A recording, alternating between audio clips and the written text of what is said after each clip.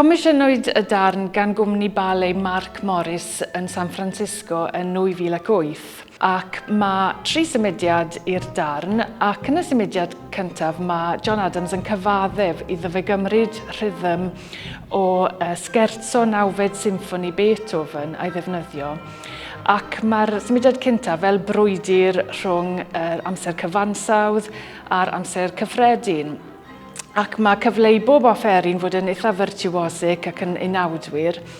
A wedyn, yn yr ail symudiad, mae hwn dipyn bach yn fwy rhamantus, a mae John Adams yn dangos sut mae fe'n trin yr offerynnau pan maen nhw'n cyfeilio ac yn creu lliwiau arbennig iawn yn y cefndir.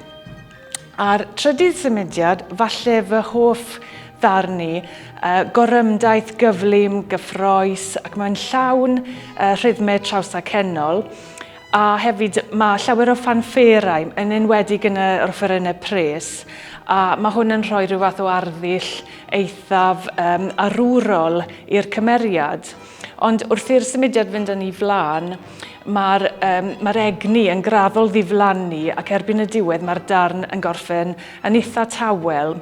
A dwi'n meddwl bod hwn yn effeithiol iawn a dwi'n siŵr y gwnewch chi fwynhau.